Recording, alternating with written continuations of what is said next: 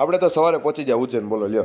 A few moments રાત્રે આપણે later. સુરતથી ટ્રેન લઈ લીધી હતી, થોડીક વાર થઈ તો આખું સ્ટેશન ખાલી થઈ ગયું, બોલે. પછી સવાર થઈ એટલે પહોંચી જાય ઉજ્જૈન. ઉજ્જૈન પહોંચીને પછી તરત આપણે નીકળી જાય ધર્મશાળા માટે, ને ત્યાં આપણે સવારમાં પૂજાપાઠ કરી લીધા. પૂજાપાઠ કરીને આવી જાય આપણે મહાકાલની શેરીમાં, એટલે થોડીક શોપિંગ કરવાની હતી, એટલે થોડી ઘણી શોપિંગ કરીને અને તરત જ આપણે નાસ્તો કરી લીધો. સરસ મજાનો આપણે નાસ્તો કર્યો.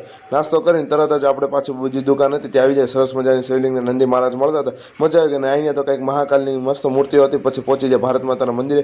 અહીંયા સરસ મજાની મૂર્તિ હતી, દર્શન કરી લીધા. અને આ છે આપણો અખંડ ભારતનો નકશો, જોઈ લો. ત્યારે પછી તો આપણે પહોંચી જાય ઘંટાવાલાને ત્યાં ઉજ્જૈનની ફેમસ લસ્સી મળે છે, તો આપણે લસ્સી લઈ લીધી. ત્યાં તો જોયું તો આપણું બનતી હતી લાઈવ, એટલે કંઈક ખાવાની મજા જ આવી ગઈ. પછી તો આવી ગયા મહાકાલના એક્ઝિબિશનમાં હતું એ, પછી આપણે દર્શન કરી લીધા સરસ મજાના. અને અહીંયા તો સપ્ત ઋષિનું મસ્ત મૂર્તિઓ હતી, મજા આવી ગઈ જોવાની. તો આમ દર્શન પણ સારા થઈ ગયા. પછી તો અહીંયા યમ મહારાજ અને જે મહાદેવ મારતા હતા એની પણ મૂર્તિ હતી, અને સરસ મજાનું. પછી આપણે પાણીપુરી ખાઈ લીધી.